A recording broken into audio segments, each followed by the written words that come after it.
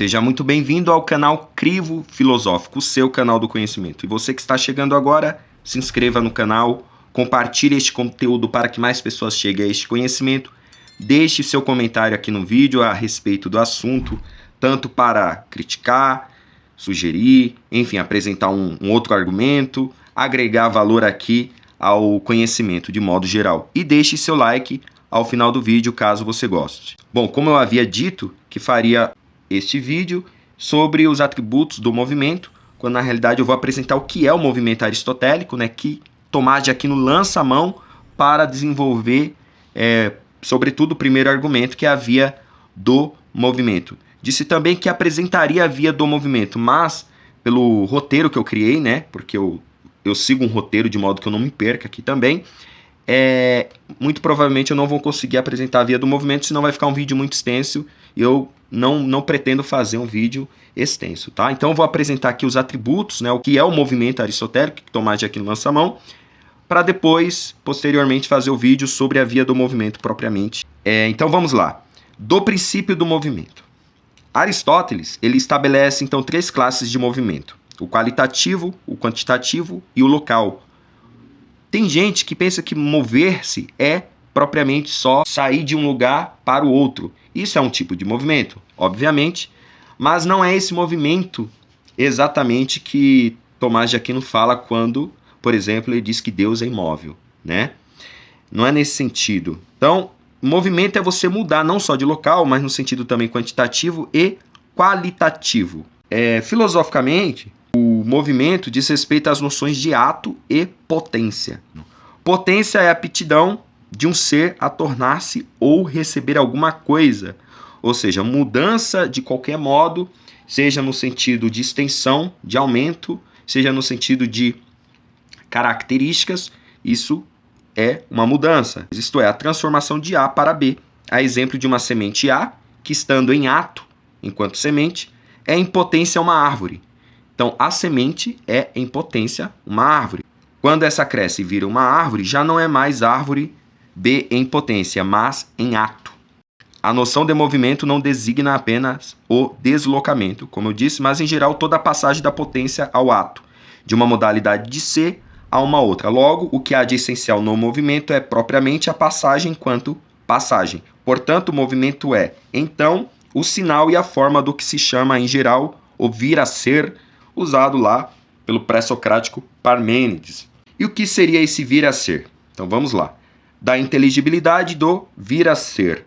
Ora, o ser pode ser tomado em 2 sentidos. Primeiro, o ato de existir, a existência propriamente dita, e como designando, seja o que é ou pode ser, isto é, sujeito atual ou possível de existência. Por exemplo, Pedro lê, o homem é racional, o muro é branco. As palavras Pedro, o homem, o muro, são sujeitos nos quais existem ou podem existir. Isso tem a ver com a essência em sentido mais abrangente. Em sentido estrito, a essência é aquilo pelo qual uma coisa é o que ela é e difere de qualquer outra. Por exemplo, animal racional exprime a essência do homem. Ou seja, aquilo pelo qual o homem é homem, em suma. A essência é aquilo que faz algo ser de forma necessária. Quando eu digo o ser humano é um animal racional, eu estou sendo redundante, porque animal racional é o quê? Um ser humano. Todo ser criado é composto de essência e existência, o que quer dizer que não existe em razão do que é. Sua essência não implica existência, ou seja, uma semente é essencialmente uma árvore, mas não significa necessariamente que ela será uma árvore. Então ela pode vir a ser uma árvore. Então essa é a ideia do vir a ser. Poderia não existir, em termo técnico, um ser então contingente. Tá? Logo, no que se refere a ato e potência, a essência aparece como que pode existir, como estando em potência para a existência. E a existência é o que confere à essência o ato de existir, o que faz dela um ser em ato, e não mais em essência. Então é a existência que confere à essência o ato de existir. A potência, então, é alguma coisa de real no ser. Assim, para a água, por exemplo, a capacidade de se tornar vapor ou Gelo. Todo ser não se torna uma coisa qualquer. O que se confere é que a potência não pode passar a ato a não ser sob a ação de um ser em ato. Ou seja, todo ser que está em ato e tem uma potência para se tornar uma outra coisa, ele não passa dessa potência para ato sozinho. Ato precisa de ação de algum ser externo que está em ato, de modo que esse ser em ato faça gerar esse movimento nesse ser que em ato e enquanto potência pode se tornar algo. Por exemplo, uma semente. Uma semente não se torna uma árvore sozinha. Ela precisa da luz do sol, que vai gerar esse movimento nela, da água e dos próprios nutrientes da terra. Certo? Em outras palavras, isso significa dizer o quê? Que a potência não pode passar a ato a não ser sob a ação de um ser em ato, porque o menos não dá o mais. Todo efeito, portanto, a mudança, né, tem uma causa proporcionada.